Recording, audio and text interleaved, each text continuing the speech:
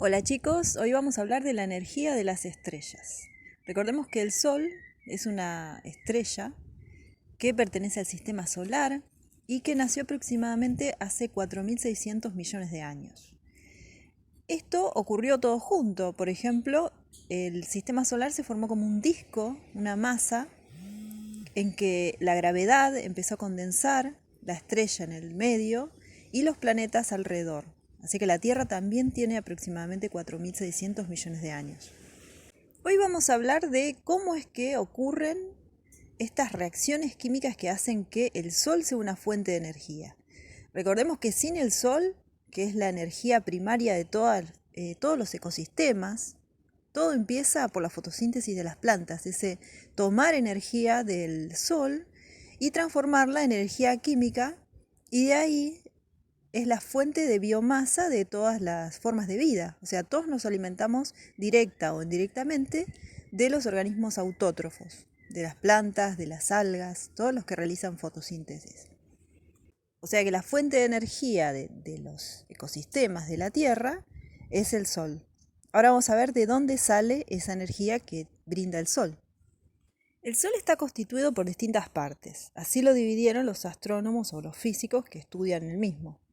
Desde el centro hasta la periferia tenemos que hay un núcleo, que es el centro, y que es la zona de mayor presión gravitatoria. Imagínense que ahí está el punto en donde hay más masa y por lo tanto más atracción gravitatoria. Esto provoca que sea la zona además con mayor temperatura y es aquí donde se produce la fusión nuclear.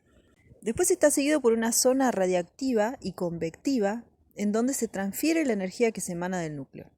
Después sigue la fotósfera, que es la zona visible del Sol, en donde se emite la energía al exterior. Y por último tenemos la cromósfera, que es la región más externa, que es la que puede observarse durante un eclipse. El Sol está constituido por el 75% de hidrógeno, el 24% de helio, y el resto son pequeñas cantidades de otros elementos como carbono, sodio, hierro y calcio. Los átomos más complejos se cree que fueron de la explosión de otras estrellas de una generación anterior que hubo en el universo. Recordemos qué son los átomos y también recordamos a Demócrito, que fue uno de los atomistas, unos filósofos que describieron por primera vez la materia como formada por pequeñísimas partículas y las llamaron átomos. Hoy se define átomo como la menor cantidad de un elemento químico que tiene existencia propia, o sea que es la mínima expresión en que podemos dividir un elemento. Sin embargo, sí se puede dividir. Si dividimos un átomo, encontramos que hay protones y neutrones en el núcleo y electrones formando nubes alrededor de este. O sea que la mayor parte de los átomos son espacio vacío. Y la energía del Sol está contenida en los núcleos de los átomos. Y esta se va desprendiendo por medio de reacciones que se denominan de fusión nuclear, en donde dos átomos de hidrógeno colisionan y van a formar uno de helio. Y eso desprende gran cantidad de energía. Como les dije antes, empieza la cadena de reacciones, la red más bien de reacciones, por medio de la colisión entre dos átomos de hidrógeno. Esto se produce por la gran presión gravitatoria que hay en el núcleo del Sol. Pero después sigue con una serie de reacciones en donde van colisionando varios átomos, aparecen neutrones y en cada serie de reacciones hay un desprendimiento de energía. Al final termina formándose un átomo de helio que tiene dos protones y dos neutrones. Y por lo tanto también dos electrones girando alrededor de sí. Sin embargo, los protones que conforman el átomo de helio es un poquito más livianos que los que conforman el núcleo del átomo de hidrógeno. Y así lo podemos ver en la tabla periódica. Fíjense, si tienen una tabla periódica a mano, que los protones de los átomos más pesados, que tienen más protones y neutrones, son un poco más chiquitos que los protones de los átomos más livianos. ¿Y esto por qué? ¿Por qué es así? Esto se debe a que durante el proceso de fusión nuclear que ocurre en las estrellas, hay una transformación de materia en energía. O sea que durante cada reacción, como las que mencionamos anteriormente, cada ciclo protón-protón que llevan a la fusión de núcleos atómicos, cada vez que hay fusiones se está desprendiendo energía y esta proviene de la materia de esos protones.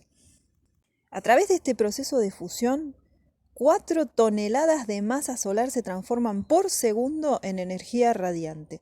Así que imagínense la cantidad de energía que está radiando el Sol continuamente. A partir de esa reacción también se emite radiación gamma y partículas conocidas como positrones y neutrinos. O sea que tenemos todo un espectro de radiación energética que nos está llegando desde el Sol. Una vez que sabemos estas cosas, nos podemos imaginar o podemos pensar qué es lo que puede llegar a ocurrir con el Sol. ¿Tiene un tiempo de vida? ¿Tiene un ciclo de vida? ¿Las estrellas terminan al final su existencia? Bueno, la respuesta es sí, porque, como vimos antes, el transcurso del tiempo, el transcurso de la entropía en el universo, hace que todo cambie, todo se disipe, la energía se vaya disipando, la energía se emana de estas masas gravitatorias, masivas, y entonces se va consumiendo. Entonces tenemos varias posibilidades de acuerdo a la cantidad de masa que tienen esas estrellas.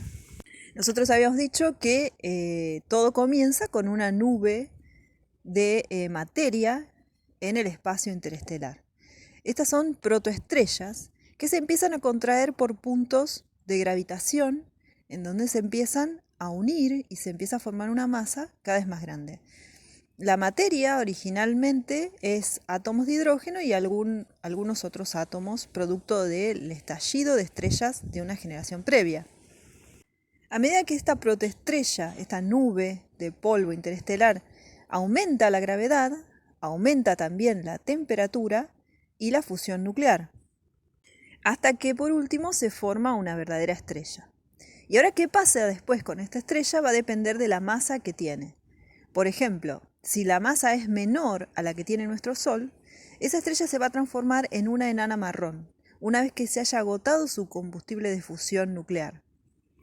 Las enanas marrones permanecen en el espacio, brillando muy poco. Si las estrellas tienen una masa similar a la del Sol, y esto es también lo que le va a pasar al Sol, comienzan a fusionar helio con carbono una vez que se termina el combustible de hidrógeno, y también van a fusionar oxígeno. Una vez que empiezan estas series de fusiones nucleares de estos átomos, se transforman en gigantes rojas, o sea, la temperatura baja mucho y el color va a cambiar porque la radiación va a ser diferente. La radiación del espectro de luz rojo tiene menor energía y la superficie se va a enfriar bastante, comparado a lo que era antes. Las gigantes rojas finalmente estallan, forman una nebulosa planetaria en donde va a envolver todo el sistema solar que tenía previamente, y también dejan un remanente que se llama enana blanca. O sea que cuando el Sol alcance su etapa de gigante roja, va a envolver los primeros planetas del sistema solar, así que ese será el fin de la Tierra. No vamos a ver ese remanente de enana blanca.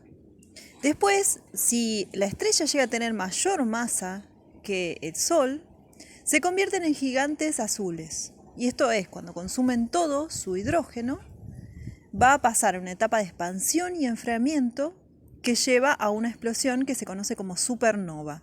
Se han visto supernovas en el cielo.